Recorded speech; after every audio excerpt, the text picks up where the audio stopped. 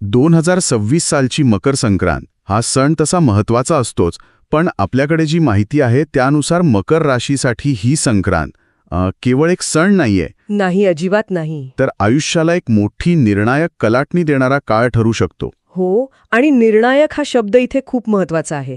आपल्याकडे जे ज्योतिषशास्त्रीय विश्लेषण आहे ना, ते स्पष्टपणे हेच सांगते की ही केवळ बदलाची नाही, तर पायाभरणीची संक्रांत आहे. अच्छा. म्हणजे आज आपण फक्त काय घडणार आहे हे नाही पाहणार, तर ते का घडणार आहे, त्याच्या मुळाशी कोणती ऊर्जा आहे हे समजून घेणार आहोत. बरोबर. म्हणजे आपलं ध्येय केवळ भविष्य वाचणं नाहीये, तर या माहितीच्या आधारे त्या प्रत्येक संभाव्य घटनेमागे दडलेला अर्थ शोधणं आहे. अगदी, जेणेकरून येणाऱ्या काळात मिळणाऱ्या संधीचं सोनं कसं करता येईल. आणि आव्हानांना संधीत कसं बदलायचं याचा एक मार्ग दिसावा. चला तर मग या विश्लेषणात जरा खोलवर उतरूया. तर सुरुवातीलाच या माहितीत म्हटलं आहे की ही संक्रांत निर्णायक आहे, आणि याचं मुख्य कारण म्हणजे सूर्य आणि शनी यांची युती, ती पण थेट मकर राशीतच घडतीये. हो, मकर राशीतच. आता हे दोन इतके मोठे ग्रह एकत्र येणं, याचा सर्वसामान्य माणसाच्या आयुष्यावर नेमका काय परिणाम होतो? हा खूप छान प्रश्न आहे. याला समजून घ्यायला आपण एक सोपं उदाहरण घेऊया. समजा तुमच्या हातात एक अत्यंत धारदार, किमती सुरी आहे. ही सुरी म्हणजे सूर्य. तेज, अधिकार, आत्मविश्वास, ओळख. अच्छा. पण नुसती सुरी असून उपयोग नाही, की नाही? ती चालवणारा हात अनुभवी हवा. तो जो अनुभवी, स्थिर हात आहे तो म्हणजे शनी. कष्ट, शिस्त, अनुभव आणि स्थिरता. वा, म्हणजे केवळ अधिकार नाही, तर अधिकाराला अनुभवाची जोड. अगदी. आणि जेव्हा हे दोन्ही एकत्र येतात तेव्हाच त्या सुरीचा अचूक वापर होतो. म्हणूनच आपल्या स्रोत सामग्रीमध्ये खूप सुंदर वाक्य आहे. कोणतं? कष्टाला दिशा आणि ओळखीला अधिष्ठान मिळण्याचा हा काळ आहे. कष्टाला दिशा आणि ओळखीला अधिष्ठान. हो, म्हणजे तुम्ही आजपर्यंत जे काही कष्ट केले, जे अनुभव घेतलेत, त्याला आता एक निश्चित दिशा मिळेल, आणि त्यातून जी तुमची ओळख बनेल तिला एक भक्कम, दीर्घकाळ टिकणारा पाया मिळेल. हे असं ओव्हरनाईट सक्सेस नाहीये, हे वेल अर्न्ड सक्सेस आहे. आणि या ऊर्जेला अधिक गती देण्यासाठी संक्रांतीच्या वाहनाचाही उल्लेख आहे. वाघ आणि उपवाहन, घोडा. ही प्रतीकं या समीकरणात कशी बसतात?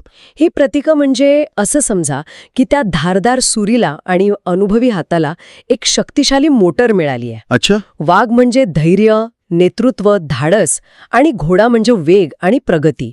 याचा अर्थ या काळात मनात मोठे, धाडसी विचार येतील आणि ते प्रत्यक्षात आणण्याची प्रचंड ऊर्जा आणि गतीही मिळेल. पण इथेच एक धोक्याची घंटा पण आहे. कोणती? आणि घोड्याची ही ऊर्जा नियंत्रणाबाहेर जाऊ शकते, आणि इथेच शनीची खरी भूमिका समोर येते. तो त्या वेगावर शिस्तीचा लगाम लावतो. तो सांगतो, धाडस असावं पण ते अविचारी नसावं, वेग असावा पण त्याला नियोजनाची जोड असावी. म्हणजे सुरुवात स्वतःपासूनच होणार आहे. हा जो आत्मविश्वास आणि अधिकार मिळणार आहे त्याचा पहिला परिणाम व्यक्तिमत्वावर दिसेल, असं या माहितीत म्हटलंय. लोक तुमचं ऐकू लागतील कारण तुम्ही अनुभवातून बोलता. हे वाक्य खूप काही सांगून जातं. हो, कारण तुमच्या बोलण्याला आता पोकळ आत्मविश्वास नसतो, त्याला अनुभवाची आणि कष्टाची एक झालर असते. त्यामुळे समाजात, कामाच्या ठिकाणी किंवा कुटुंबात तुमच्या शब्दाला एक नैसर्गिक वजन येतं. म्हणजे लोक सल्ल्यासाठी येतात. हो, लोक तुमच्याकडे सल्ल्यासाठी येतात, कारण त्यांना विश्वास असतो की तुम्ही केवळ मत देत नाहीत, तर मार्ग दाखवत आहात. पण एक मिनिट थांबा. जेव्हा लोकांकडून एवढे मान्यता मिळू लागते, स्वतःच्या निर्णयांवर प्रचंड विश्वास येतो, तेव्हा एक धोका निर्माण होत नाही का? म्हणजे आत्मविश्वास आणि अहंकार. अगदी. तुम्ही अगदी योग्य मुद्दा पकडलाय. यांच्यातली रेषा खूप धूसर असते. ती ओलांडली जाण्याचा धोका किती आहे? हाच या काळातील सगळ्यात मोठा ट्रॅप आहे. आणि गंमत म्हणजे हा अहंकार असा मी मोठा आहे असा उघड नसतो. मग कसा असतो? तो मलाच सगळं कळतं किंवा माझंच बरोबर आहे या सूक्ष्म विचारातून येतो. समोरच्याचं न ऐकण्याची वृत्ती वाढू लागते. हाच तो सूर्याचा अधिकार आणि वाघाचा आक्रमकपणा आहे, ज्याला शनीच्या शिस्तीचा लगाम गरजेचा आहे. मग यावर उपाय काय आहे? हा तोल कसा साधायचा? त्यासाठी या माहितीत एक अतिशय सुंदर सूत्र दिले आहे. थांब, ऐक, मग बोल. थांब, ऐक, मग बोल. हो, कोणताही निर्णय घेण्याआधी किंवा प्रतिक्रिया देण्याआधी क्षणभर थांबा. समोरच्या व्यक्तीचं म्हणणं पूर्णपणे ऐकून घ्या आणि मगच आपलं मत मांडा. ही छोटीशी सवय आत्मविश्वासाला अहंकाराचं रूप घेण्यापासून रोखेल. म्हणजे आत्मविश्वासाला विनम्रतेची जोड देणं हीच या काळातील सगळ्यात मोठी शिकवण असेल. बरोबर. हां, नवीन आत्मविश्वास आणि अधिकार व्यावसायिक जीवनात नक्कीच मोठे बदल घडवून आणेल. इथे पदोन्नती, जबाबदारीत वाढ किंवा कामाचं स्वरूप बदलण्याबद्दल स्पष्ट संकेत दिले आहेत. हो, आणि हे बदल वरवरचे नसतील. शनीचा प्रभाव म्हणजे हा बदल केवळ चांगल्या पॅकेजसाठी केलेला उथळ बदल नसेल. अच्छा. कदाचित कमी पगाराची पण अधिक जबाबदारीची किंवा अधिक मानसिक समाधानाची भूमिका स्वीकारली जाईल. तुमच्या व्यक्तिमत्वातील अधिकार आणि स्पष्टता वरिष्ठांच्या लक्षात येईल. त्यांना तुमच्यात केवळ एक कर्मचारी नाही तर एक ॲसेट दिसेल. आणि जे व्यवसायात आहेत त्यांचं काय? त्यांच्यासाठी जुन्या कल्पनांना स्थैर्य मिळून नव्या मोठ्या प्रकल्पांना सुरुवात करण्याचा हा काळ आहे. आता आर्थिक बाबींबद्दल इथे एक थोडी गोंधळात टाकणारी गोष्ट आहे. एका बाजूला उत्पन्न स्थिर होईल असं म्हटलंय आणि दुसऱ्या बाजूला खर्च वाढेल. हे तर चिंतेचं कारण वाटतंय. म्हणजे आर्थिक स्थैर्य येण्याऐवजी आर्थिक तणाव वाढणार का? वरवर पाहता हा विरोधाभास वाटू शकतो, पण खरं तर हा दृष्टिकोनातील बदल आहे. उत्पन्न स्थिर होण्याचा अर्थ पैशाचा ओघ नियमित आणि खात्रीशीर होईल, पण त्याचवेळी तुमच्या आकांक्षा वाढतील. म्हणजे खर्च वाढेल. हो, खर्च वाढेल, पण तो मॉलमध्ये शॉपिंग करण्यावर किंवा पार्ट्यांवर नाही. तो खर्च घर घेणं, गाडी घेणं, मुलांचं उच्च शिक्षण किंवा एखादी दीर्घकालीन गुंतवणूक यांसारख्या मोठ्या गोष्टींवर असेल. अच्छा, म्हणजे खर्चाचं स्वरूप बदलेल. अगदी. शनी तुम्हाला क्षणिक सुखावर खर्च करण्यापासून रोखतो आणि तुमचं लक्ष भविष्याची पायाभरणी करण्याकडे वळवतो. म्हणजे इथे पैशाकडे बघण्याचा दृष्टिकोनच बदलतोय. बरोबर. ह्या काळात गुंतवणुकीचा विचार केवळ परतावा म्हणून नाही करायचा. शनी आपल्याला विचार करायला लावतंय की ही गुंतवणूक 10 वर्षांनंतर माझ्या ओळखीचा कोणता भाग असेल. त्यामुळे शेअर बाजारातल्या झटपट फायद्यापेक्षा एखादं नवीन कौशल्य शिकण्यात किंवा मुलांच्या शिक्षणात केलेली गुंतवणूक अधिक अर्थपूर्ण ठरू शकते. म्हणूनच इथे भावनिक निर्णय टाळून नियोजन हाच खरा मित्र मानण्याचा सल्ला दिला आहे. आणि याच संदर्भात मालमत्ता किंवा वाहन खरेदीचाही योग सांगितला आहे, बरोबर? हो, पण तिथेही एक सूक्ष्म सूचना आहे. वाहन खरेदी करताना गरज आणि प्रतिष्ठा यांचा समतोल साधायला हवा. गरज आणि प्रतिष्ठा. हो, वाहन हे केवळ तुमचं स्टेटस सिम्बॉल नसावं, तर ते तुमची गरज पूर्ण करणारं असावं. भौतिक गोष्टी मिळवताना त्यामागील हेतू स्पष्ट असणं या काळात खूप महत्वाचं आहे. बरोबर. कामाच्या ठिकाणी मिळालेला अधिकार आणि आत्मविश्वास जेव्हा आपण घरी घेऊन येतो तेव्हा कौटुंबिक समीकरणांवर त्याचा काय परिणाम होतो हे पाहणं महत्वाचं ठरतं. इथे तुमची भूमिका मार्गदर्शकाची होईल असं म्हटले आहे. हो, कुटुंबातील सदस्य, विशेषतः लहान भावंड किंवा मुलं तुमच्याकडे सल्ल्यासाठी येतील, कारण त्यांना तुमच्यात एक स्थिर आणि अनुभवी व्यक्ती दिसेल. जुने गैरसमज दूर होऊन नात्यांमध्ये एक प्रकारची परिपक्वता येईल. हे मार्गदर्शकाच्या भूमिकेचं ऐकून मला आमच्या घरातलं आठवलं. म्हणजे वडील जेव्हा सल्ला द्यायचे तेव्हा तो सल्ला कमी आणि हुकूम जास्त वाटायचा.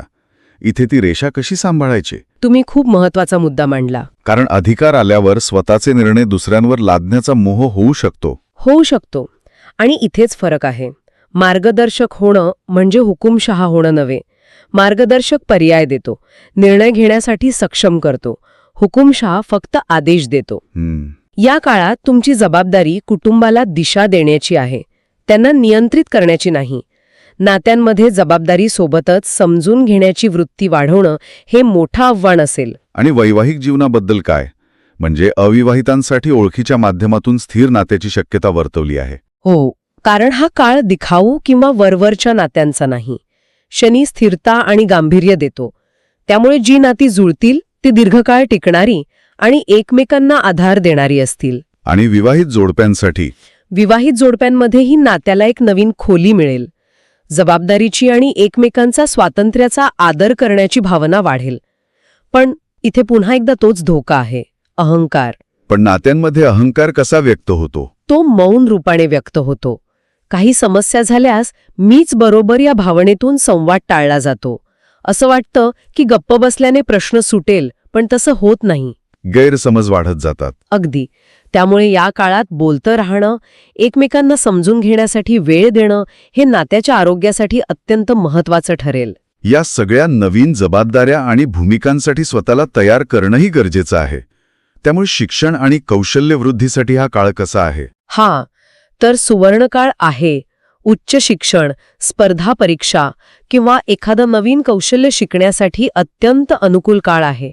कारण शनी म्हणजे मेहनत आणि सूर्य म्हणजे यश. प्रयत्नांना योग्य दिशा मिळेल. हो, पण इथे यशाची एकच अट आहे आणि ती म्हणजे सातत्य. अभ्यासात सातत्य ठेवल्यास मोठा ब्रेकथ्रू मिळू शकतो. हे वाक्य अधोरेखित करण्यासारखं आहे. अगदी. शनीला अचानक केलेले मोठे प्रयत्न आवडत नाहीत. त्याला रोज केलेला थोडा पण सातत्यपूर्ण सराव आवडतो. 2 दिवस 18 तास अभ्यास केला आणि 4 दिवस पुस्तक उचललं नाही असं चालणार नाही. बरोबर. रोज थोडा वेळ का होईना, पण ती सवय टिकवून ठेवणं महत्वाचं आहे. सातत्यपूर्ण प्रयत्नांनाच मोठा ब्रेकथ्रू मिळेल. या माहितीत परदेशात किंवा लांबच्या प्रवासाचाही योग सांगितला आहे, जो याच शिक्षण किंवा कामासंदर्भात असू शकतो. आणि या सगळ्या धावपळीत आरोग्याचं काय? कारण बाकी सगळं मिळालं पण शरीरच साथ देत नसेल तर काय उपयोग? इथे हाडे, सांधे आणि उष्णतेच्या विकारांकडे लक्ष देण्यास सांगितलं आहे. हे स्वाभाविक आहे.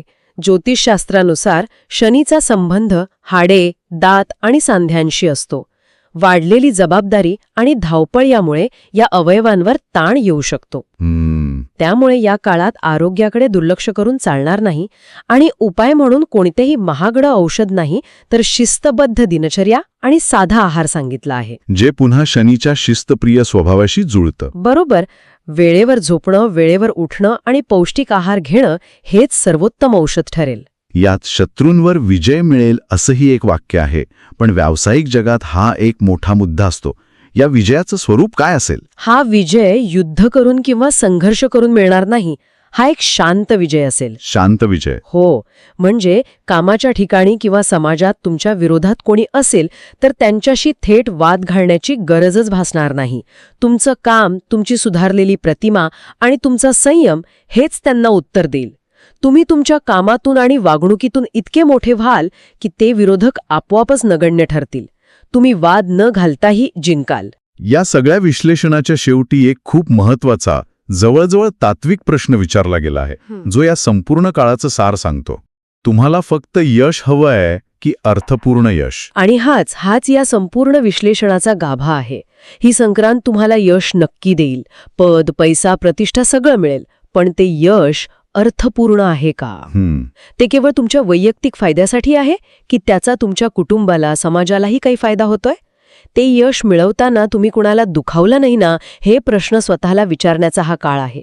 कारण शनीने दिलेलं यश हे मजबूत पायावर उभं असतं. ते तात्पुरतं नसतं. ते टिकवण्याची जबाबदारी आपली असते. आणि ते यश टिकवण्यासाठी विनम्रता हीच खरी ताकद आहे, हा शेवटचा आणि सर्वात महत्वाचा संदेश या माहितीतून मिळतो. बरोबर. कारण शनी यश देतो, पण अहंकार दिसल्यास ते काढूनही घेतो. त्यामुळे यशाच्या शिखरावर पोहोचल्यावर पाय जमिनीवर ठेवणं हेच खरं कौशल्य असेल. मिळालेल्या अधिकाराचा वापर लोकांना मदत करण्यासाठी करणं आणि यशाने हुरळून न जाता अधिक जबाबदारीने वागणं हेच या काळाचं अंतिम ध्येय असायला हवं. आणि या प्रवासासाठी एक सुंदर बोधवाक्य दिलंय. शिस्त ही माझी ओळख, कष्ट ही माझी ताकद आणि विनम्रता हेच माझ्या यशाचं खरं कवच. हे वाक्य खरं तर या संपूर्ण चर्चेचं सार आहे. हे सगळं ऐकल्यावर माझ्या मनात एक विचार येतोय. या संपूर्ण काळात बदल स्वीकारण्याबद्दल आणि जुन्या गोष्टी सोडून देण्याबद्दल सांगितलं आहे. तर ऐकणाऱ्यांसाठी विचार करण्यासारखा प्रश्न हा आहे की या नव्या आणि अर्थपूर्ण यशाच्या दिशेने पहिलं पाऊल टाकण्यासाठी अशी कोणती एक जुनी सवय, जुना विचार किंवा जुनं नातं मागे सोडावं लागेल, जे आजवर आपल्या ओळखीचा अविभाज्य भाग बनलं होतं.